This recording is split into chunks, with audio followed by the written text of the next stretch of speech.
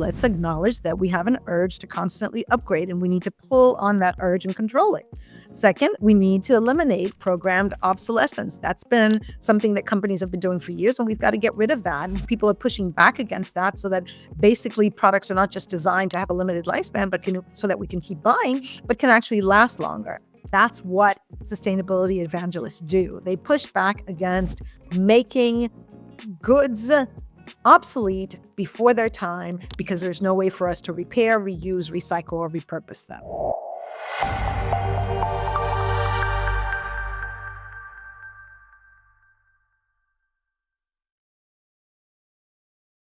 The information I'm presenting is my view and does not in any way represent the views of Interpol. Hello, hello, hello, and welcome to season 2 of the 10X Blueprint podcast. My name is Simone Knight, and I am your host. Today, we're having a fantastic conversation, which might be a little bit unexpected for my guests. We're talking about e-waste. We're talking today about our beautiful garbage. And today, my special guest is Magda Theodate. Magda is Assistant Director of Procurement, Contracts, Travel, Missions, and Event with the International Police, that is Interpol. So she is joining us and we'll be talking about sustainability today. We'll be talking about our beautiful garbage and e-waste. Let me first introduce Magda and then we will go through her fantastic record. Magda, how are you doing today? Nice to have you on the 10X Blueprint podcast. Hi, Simone. So good to see you. Thank you. It's fantastic because today we're talking about something a little bit different. We're talking about e-waste and our beautiful garbage, right? And so I want to give a little bit of background about you and what you've been doing. So prior to joining Interpol, you were, again, Director of Procurement Contracts with Global Executive Trade Consulting Limited, a Belize and Florida-based consulting firm. Before that, you were working in private practice and commercial trade as a commercial trade lawyer. You were leading procurement roles with the Inter-American Development Bank in D.C., and the Caribbean. These are some organizations that, to be honest with you, I had never heard of before. So I want to hear a little bit more about that. Your background is that you have a Juris Doctor degree in U.S. Common Law from American University. You have been in procurement and international development and law for a long, long time. And so I want to understand more about how you became an evangelist for e-waste and sustainability. So please give us a little bit more about your background and where you're coming from. Thank you so much, Simone. Really grateful to be here. I'm thrilled to be a part of this podcast and to share my experience on sustainability and sustainable waste management, particularly in today's tech revolution. How did I get here and what are all these international organizations? Well, they are international governmental organizations.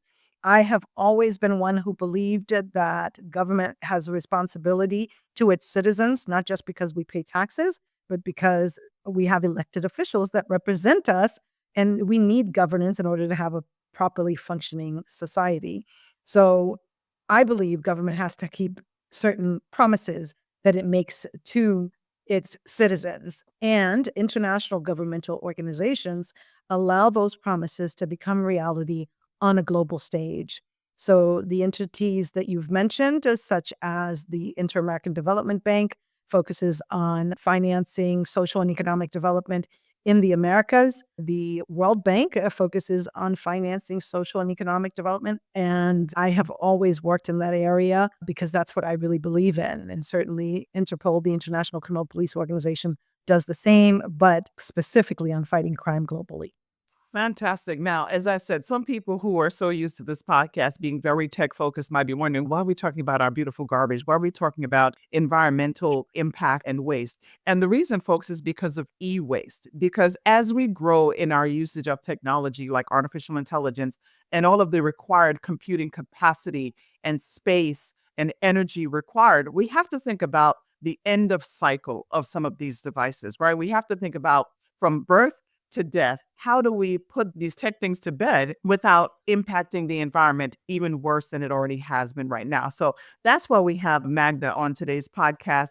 And so, Magda, you're a thought leader in global trade, international affairs, public procurement. As I said, you've been an environmental evangelist, a sustainability evangelist for a long time. And so the question is, how do we manage waste in sustainable ways, right? How do we do this in this new tech revolution? So that we're going to talk a lot about that today.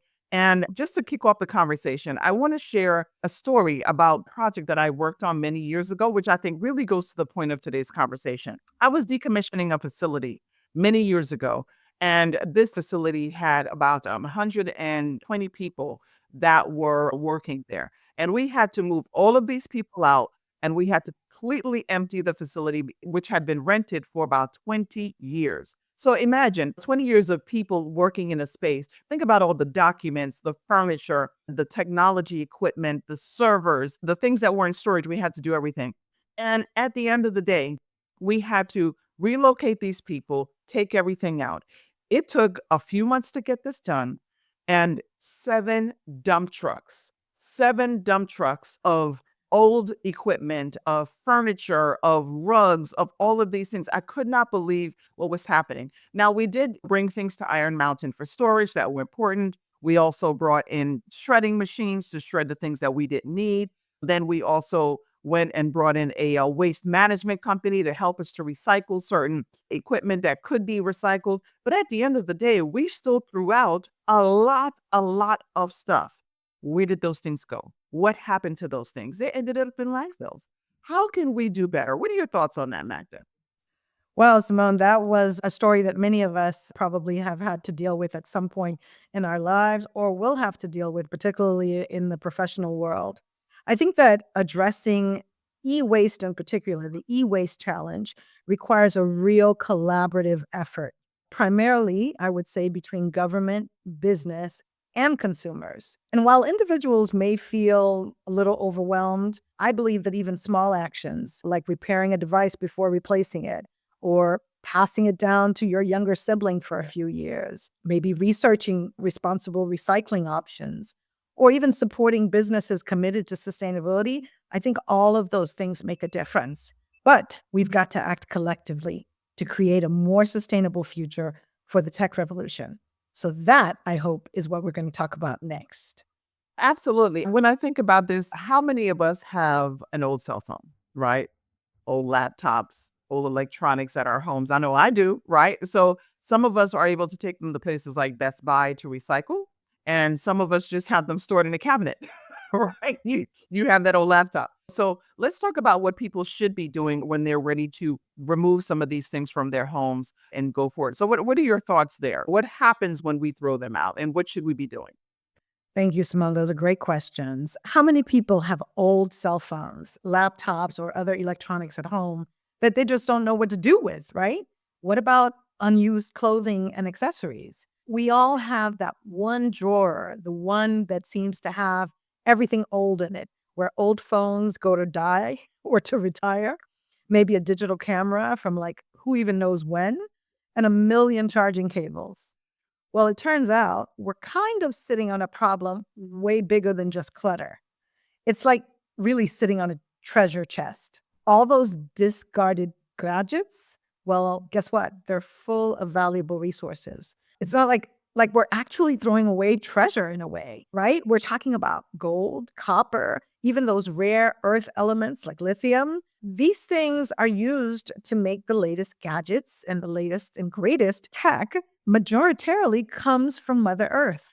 So many people are interested in environmental and social sustainability these days, but just wanting to be eco-friendly doesn't magically make that mountain of old tech disappear, right?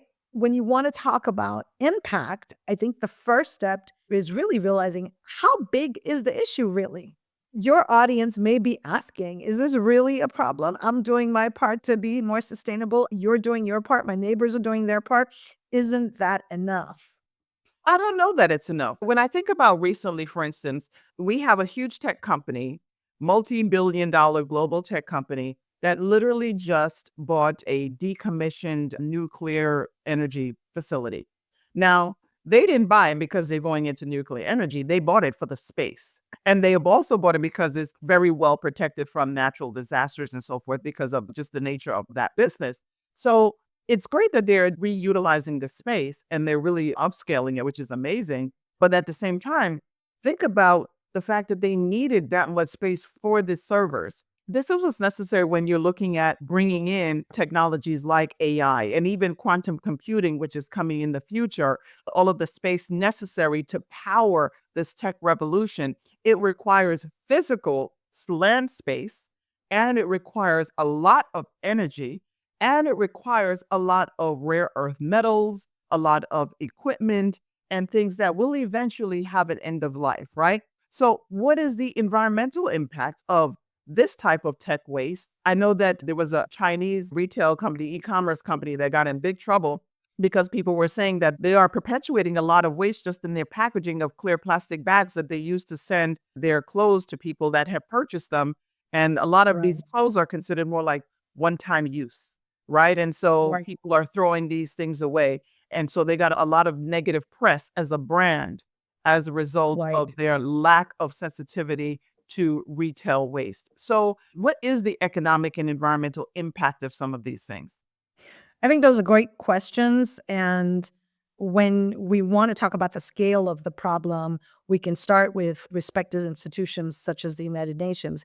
The UN estimates that the world is generating or will generate by 2030 around 75 million metric tons of e waste, with Wow. only 20% of that e waste being properly recycled.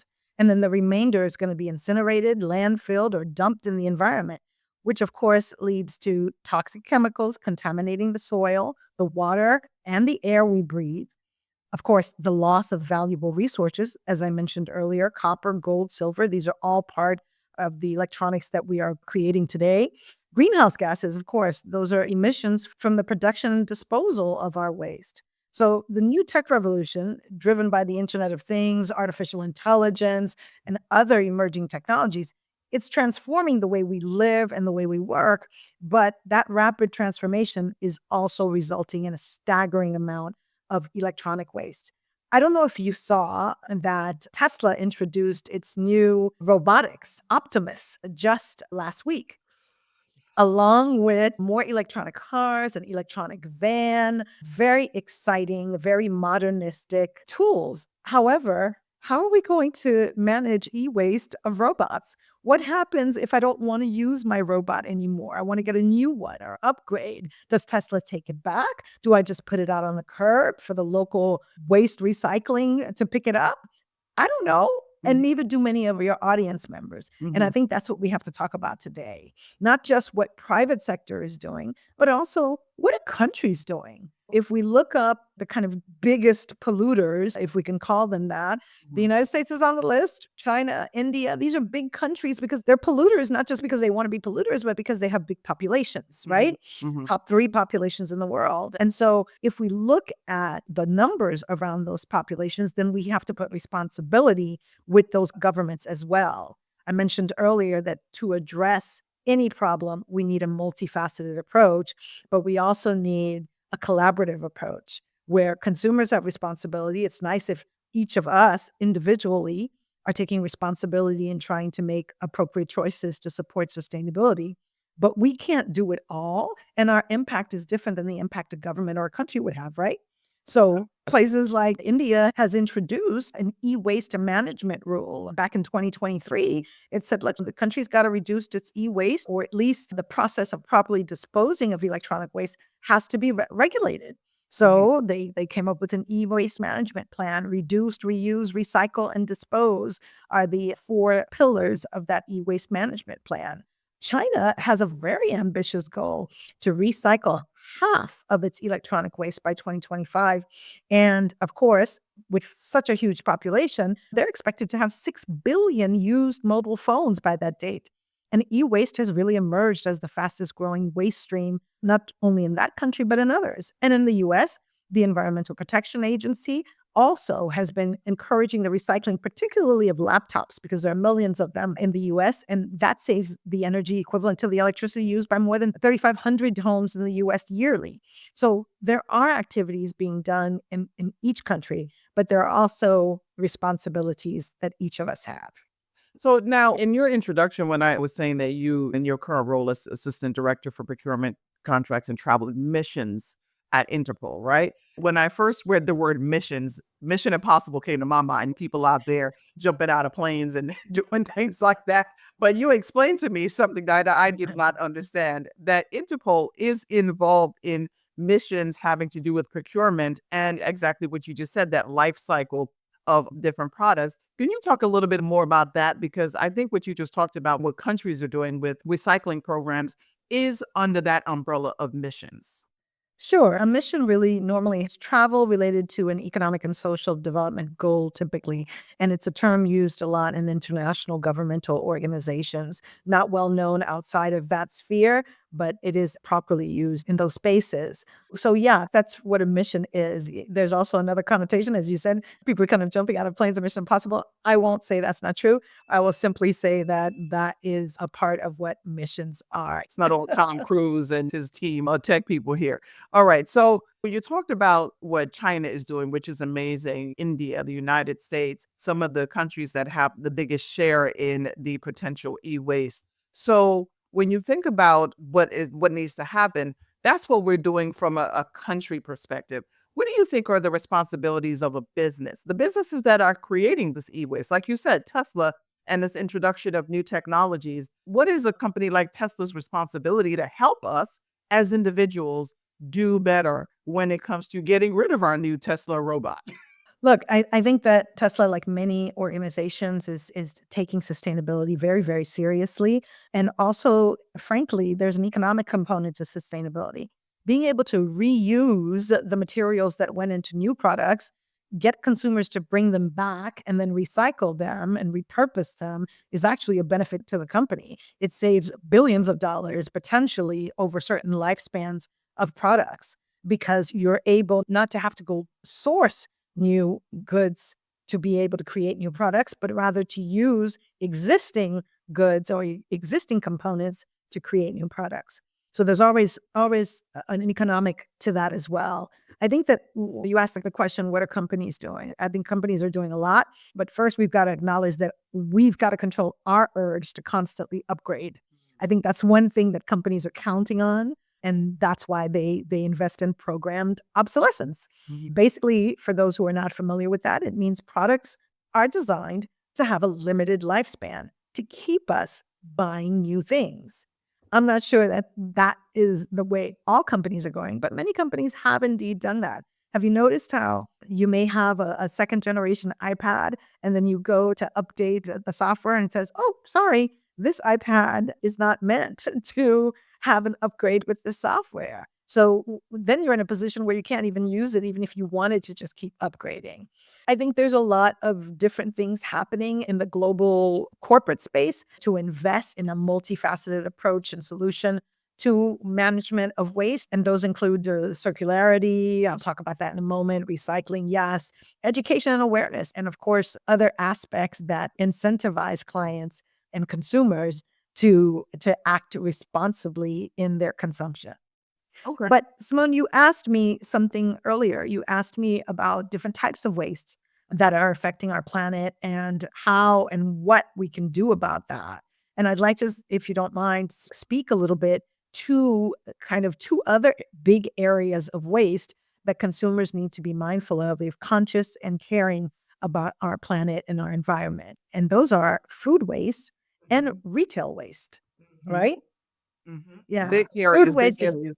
Think about the cruise ships. You go on a cruise ship, think about buffets. absolutely. We throw out tons and tons of food per year, and it's a big problem in the Yes. United States and I'm sure other areas. And I definitely talked about these fast fashion brands that have clothing that people throw out after just one or two wears. And where Yep. does all of that end up? For instance, everyone listening, if you wanted to clean out your closet right now, and there were some things that were in great shape and you wanted to donate. But what about the things that are not in good shape? They're stained or torn or just not in a shape that people will want to use. What do you do with those things? How can you recycle them? I will say, Magda, that I've seen times when there's been recyclers that will use clothing to make new rugs. They will use plastic bottles, waste from plastic bottles to make different things. Maybe artificial turf is one of those things. And obviously, we have recycling of paper and plastics into different things, but you don't really see a lot of things having to do with recycling of clothes. What about food?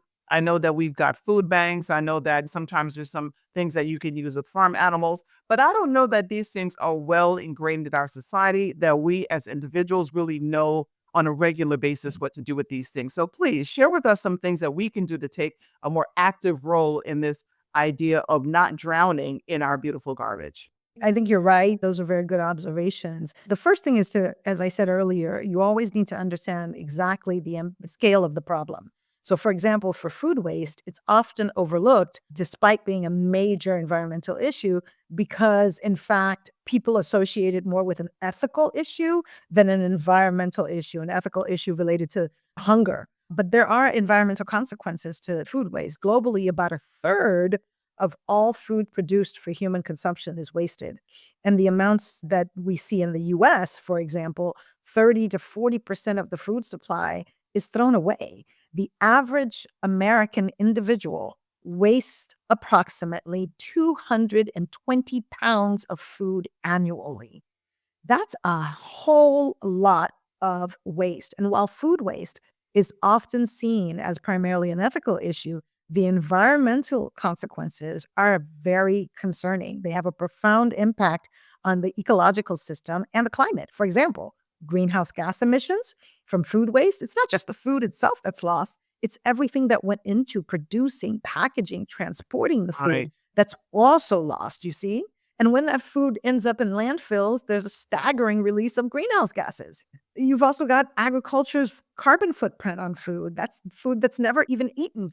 You have farming, harvesting, processing food. It requires an amount of energy and water and land that is enormous. And so throwing away food waste, all of these inputs, and food waste directly ties back to increased land use, deforestation, and energy use in agriculture. Then finally, I think even though water and land are kind of part of agriculture, agriculture is the largest consumer of fresh water resources in the world, accounting for around 70% of global water withdrawals. So when we waste food, we're also wasting the precious water, the precious land, and the precious energy that was used to grow it, process it, and deliver it. That's a huge problem because all of these items, water, land, energy, are becoming more scarce. So what do we do?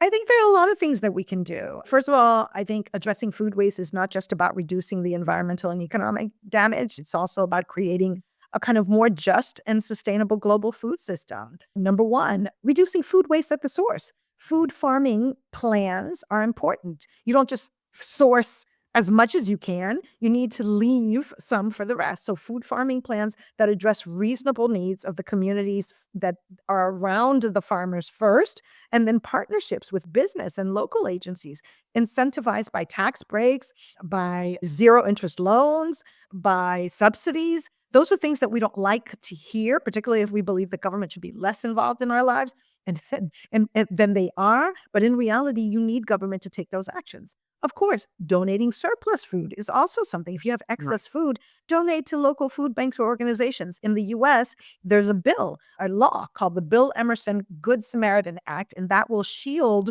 donors from any liability should they be sued because they're afraid of donating food. A lot of people are afraid Wow. about that. Don't be. There's an act that shields you. Also, feeding livestock with food scraps. I know there's a big vegan and vegetarian movement, but livestock need grains, need meats, need other types of food. So food that may not be safe for human consumption can still be used as animal feed.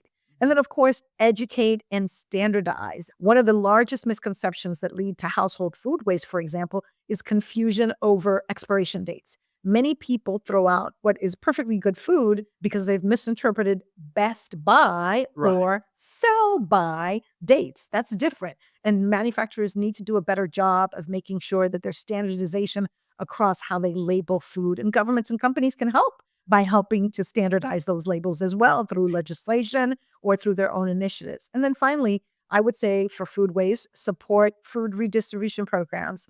What that means. In France, where I am, laws have been passed requiring supermarkets to donate unsold food rather than throw it away. And I think similar laws could be implemented in other countries, reducing the environmental impact of food waste and feeding those in need. On retail, I have more to say, but I'll take a break there and let you ask anything you'd like. So, Well, you've said a lot and really are doing a great job of just educating even me on some of the things that have been happening. or in some of the things that could be happening with given legislation, given governmental regulation, and also just given ESG strategies that corporations should be developing around waste management, whether that's tech waste, retail waste, food waste. Those three things alone will cover most of the different corporations. And this is something that we just need to focus on as a thing because it's getting Yes. worse as our land mass gets more and more crowded by either livestock or people. And then we have more and more impact of global warming and all of the bad things that come along with that, more storms and more natural disasters. So again, this whole tech waste thing, we're having this conversation because it is timely, it is important, and it does definitely relate back to what's happening in this new era of AI and how everything gets tied together in terms of how we live on this one little blue ball that we are trying to maintain not only for ourselves, but for our families. So you talked about some actions that we could take in terms of sustainability. Is there a way that some things that you can give us to easily remember or keep these resources in our minds or these actions that we can take in our mind, Magda? Well, I think there's a couple of things, and I can break it down by what individuals can do, what businesses can do, what governments can do. But first, I'll start just with a little tip that I gave earlier. I said, number one, let's acknowledge that we have an urge to constantly upgrade, and we need to pull on that urge and control it. Second, we need to eliminate programmed obsolescence. That's been something that companies have been doing for years, and we've got to get rid of that. And people are pushing back against that so that basically products are not just designed to have a limited lifespan, but so that we can keep buying, but can actually last longer. Third, I don't know if you've heard about the right to repair movement. Have you? No, I have not. Do tell. Well, it's about giving people the right to fix their own stuff. Right now, for example, companies make it difficult to get repair manuals. You'll notice that. The right tools or even just sometimes parts. Yeah, let's say your refrigerator, you only have one part that you need replaced. Wow. How do you get that part replaced? Do you even have a manual to identify anything about the refrigerator parts? No. You have to go look for that. Doesn't come from the manufacturer anymore. Those are subcontracted out along the supply chain. So somebody else is selling parts. So with the right to repair movement, it's about giving people the right to have access to repair manuals, the right tools, and sometimes the parts they need so that they can fix things themselves. And this movement wants to change that. There's even a website called iFixit that kind of supports that. They've got awesome tear down guides for pretty much any gadget that you can imagine. And it's the ultimate DIY resource for tech. So hold on a second now.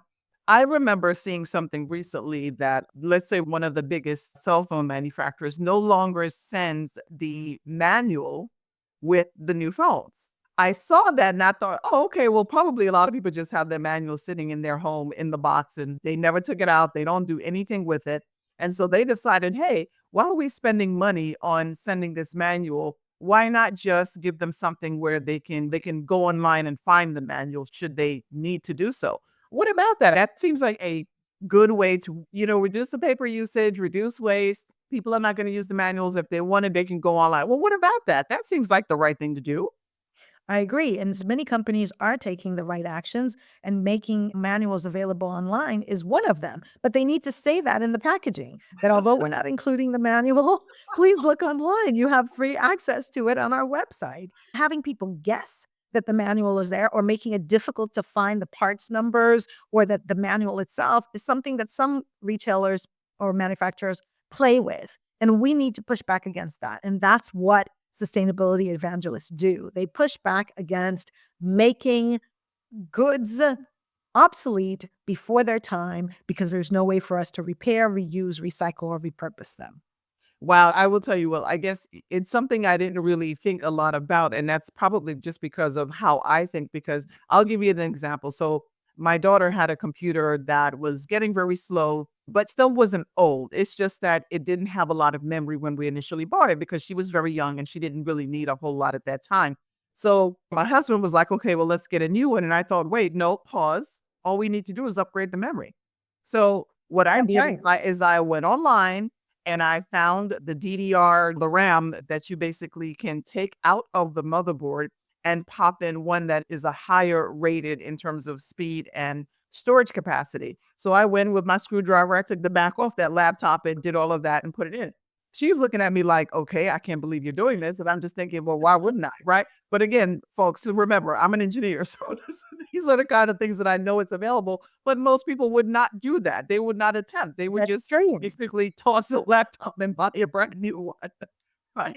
You're So absolutely right, Simone. And so bravo to you, because what are some things that people might not even realize they can do to squeeze a little bit more life out of their old devices? Well, a good place to start is what you just mentioned, upgrades to memory and software upgrades. Sometimes all it takes to give an old gadget a boost is updating the operating system or some key apps. yeah. And that's what you did. Now let's also remember that by taking the back off that laptop, I also voided the warranty. Caution, right? Yes. So because some people might do that and have absolutely no idea what they're doing and mess it up even worse, right? So it was again a laptop that I knew for me was expendable because it was a small laptop for a child at the time. It was okay. I'm not going to do that with my $2,000 like Mac Air or something like that. But and as a matter of fact, you can't even take the back off those computers. No, you need can't. specialized tools. But you did, yeah, but you did your research. And I think that's what it's about. It's before you hit that download button, take a minute to look up some independent reviews of the software update. See what other users are saying, whether it's actually improved or made things better or it's more trouble than it's worth, like trying to take off the battery and losing the warranty. Those are important points. But data security is also definitely a crucial issue. Let's talk about that some more. That's But right. before you recycle that laptop or the cell phone, please tell everybody what they should do to clear off their private information. Absolutely. Data security is definitely crucial, and it's a relatively easy thing to address. I think before you even think about selling or giving away any device, do a factory reset. Make sure, absolutely, that all your personal data is wiped clean. It's like hitting the reset button on your entire digital life, right? And there are tons of tutorials online that walk you through the process Absolutely. step by step so you can be extra confident that nothing's sticking around before you give it away. Yes. And Or now, if you're recycle it. giving it away and you think that it's still in good enough shape to be recycled, there are some companies that will take those, like I mentioned, like Best Buy. There's a bin like literally in front of the stores, and they will sometimes refurbish them and send them to other countries that may be able to use these devices. Now, if you realize it's not in a shape to be recycled or reused, I know some people will have a little bit of fun with their device and like get a drill out and like drive the drill through their motherboard just to make sure that there's no way that you're going to get any information off of that. There's an old movie that I love called Office Space. And in that movie, there's a scene where they have a printer that's problematic in the office. Oh, I And know that movie. yes, and towards the end of the movie, they take the printer out to this empty field and they beat the crap out of that printer. They had a little bit of fun. Wear your safety goggles, kids, if you're going to do that. Yeah. Yeah. And Simone, you mentioned right before that, you said, what about some smaller electronics for e-waste? And can we drop them off at Best Buy or Staples or something like that? Many of these stores now do have these drop-off bins for things like old phones, batteries, cables, that sort of thing. It's a great option for smaller items and usually pretty convenient too. And I think that's one of the most important things private sector can do. Make it convenient for consumers to recycle, repurpose, and reuse. And there isn't enough activity going on in that area. You even mentioned, you talked a little bit earlier about clothes and purposing and recycling. Now, some of the fast fashion brands, they've gotten now into returning. You have a whole section on their website to return the clothes. They'll even pay you a small fraction of what you paid originally or what the clothes are now worth. Or simply, if you want to get rid of it, but in a sustainable way, you can give it back to them. Remember, they're going to reuse those components. Some people might say, well, why am I supporting their business model? I've already paid for it once and then they're going to use it again for free and redo it. Well, you're saving the planet. So think of it that way. Yes, they're recycling and they're reusing something that you've bought, but instead of creating and sort of sucking out more resources to recreate those fabulous fashions, they're using the old ones. I didn't get to tell you that in your audience that much of the retail economy now is really moving into what's called the circular economy to address the environmental burden of retail waste. And I think that circular economy is where the life cycle of products is extended through repair, reuse, recycling, and upcycling has now become trendy.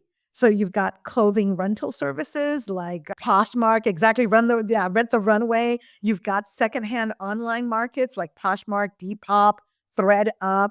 You also have upcycling and repair. Many of the companies offer clothing recycling and repair services. Brands like Patagonia, fast fashion brands like Zara, even H&M, they're offering return boxes in their stores. And recently, I have to share this one with you and with your audience.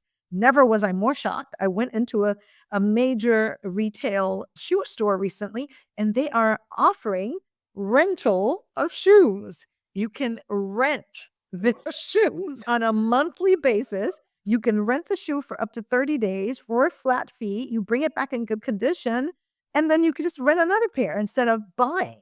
Now, that's not for everybody, I understand. But if you're a sustainability evangelist, that's an option that you can consider. Well, this has been very, very informative. And when you talk about the recycling of clothes, and I'm so thrilled to see that these retailers are putting these return boxes, because from a consumer perspective, it's great. You get to use something and then bring it back and get, if you are able to get some sort of discount or credit for the things that you bought, what do you think you're going to do? You're going to go and you're going to buy something else. The minute you Buy drop off something that else. jacket that you're no longer wearing, you're going to buy something else in that same store with that $20 credit that you just got, or a $10 credit, depending on what it is that it is. And I think that's great because you also get to make space in your closet. Because I don't know about you, Magda, but I definitely need more space in my closet. We all need more space in our closets. Well, this has been an amazing conversation. Thank you so much, Magda, for joining me today on the 10X Blueprint podcast and talking about how we can stop drowning under our beautiful garbage and look at these sustainability options for our food waste, our tech waste, and our retail waste, and really basically save the planet. So I appreciate that. So if people want to learn more about you or learn more about what you're writing about with tech waste and the different types of waste and what we can do, where can they find you? They can follow me on LinkedIn/IN/M Theodate, or they can follow me on X at Global Exec Trade. It would be a pleasure to talk about practical steps that all of us can take to find a multifaceted solution to sustainability. All right, fantastic. All right, everyone. Until next week, talk to you next time. Bye-bye.